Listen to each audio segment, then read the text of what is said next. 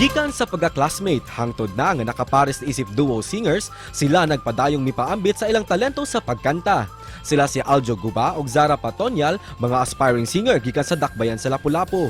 Si Aljo na diskubrihan sa iyang talento nunot sa iyang video nga nag-viral sa social media diin giawit ang kantang Imahe.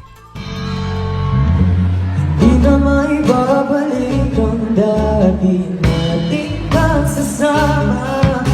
Ang maong video migitik sa kasing-kasing sa mga netizen, di nakaani na kini og kapin 2 million views og libuan ka mga like and shares. Samtang si Zara, suki sa mga amateur singing contest ug ubay-ubay na sab ang mga kadaugan ang iyang naangkon. Silang duha migamit sa ilang talento sa pagkanta aron sa pagsuporta sa ilang pagtungha isip mga senior high school student. Tara, makijam kita kauban silang duha dinhilang sa GMA Regional TV Live. Og makauban nato karong buntaga mga kapuso, garbo sa Opon Zara Pantonial ug Aljo Guba, mayong buntag ug maupay na aga Zara ug Aljo. Dayon mo sa among programa GMA Regional TV Live. Pakigreet og una sa atong mga kapuso nga nagtan-aw ron. Hi everyone, may buntag, especially to our kapuso watching this morning. So, may buntag sa tanan. Start with Aljo. Doon na kay video nga miabot na og million ang views. Unsay istorya ni adto? So, story time, that was last, sa akong previous nga school, there was an event that time, and that was lunch break. And then, nag-sound check me sa among sound system, and we sang a couple of songs. And then, there are a lot of students that requesting specifically the Imahe from, because that was the newly released song. And then, mo to gitry na mo og kanta ang song, even wala pa na mo gi-practice. So, kaya lagi sound check pa siya. So that, and the one who took that video is my cousin, who's Francis de la Serna. And then I didn't expect him to post that video, and it gone viral. Aljo, few lines lang di sa Imahe bigyan sa kuan nga song. Tayo ay pinagtagpo, ngunit hindi tinadhana. Sadyang mapaglaro itong mundo. Limutan, di na ko musumpay kay. Kinalimutan kahit nahihirapan. Yes. Maoy, gitarong buntaga mga kapuso. And as for Zara, you have participated sa ubay-ubay na ng mga singing competitions o naka-perform na kasi na lain-lain ng mga events.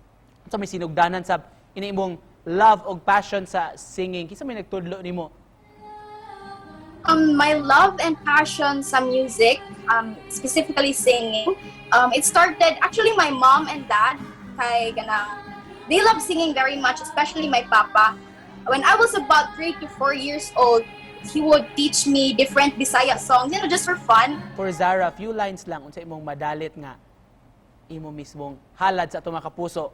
And every year we get older and I'm still on your side. Oh,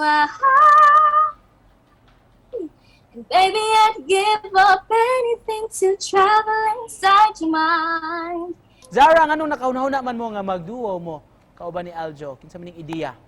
Wa ko katahong alisod ibalik ang sa una, pero nalipay ko kay nagkailata. So, yes, sir. Aside from we are best friends, kay lagi we've known each other and we've been like together for almost for 5 years and still ongoing until now. I can really see and nga kanang every performance namo we can really connect with each other kay kanang we both know that we are very passionate in singing and we both love what we're doing, especially sa music. So that's why I found connection ni Aljo, both singing and our friendship as well. Sila kung natabang yung mga gig, yung mga performances sa inyong pag-eskwela, sa pamilya. Okay, so starting with me, sir, personally, I am the eldest sa family. I am a breadwinner. And then these gigs help me in very different ways. Like, sa ako ang school, ako may mupalit if ever na ako'y projects, makagasto ko sa ako ang self, and then to help sa household. Sa ako po, sir, is it helps me to interact to people easily. Kay we've been through a lot of places. Alright, and to close this, in behalf kay Zara Aljo, sa'y mensahe nga buot nimong ipaabot sa atong mga kapuso o buntaga. Kanang imong talents, please use it, and that will help you be confident, and I believe confidence will help you throughout your life. Thank you, kayo, sir. Thank you so much. Thank you. everyone. Salamat kayo for joining us this morning o pagpaambit sa inyong nindot kay nga talento mga kapuso. Ikan sa Lapu-Lapu City si Aljo o si Zara. Salamat! Thank you, sir. Thank you, kapuso.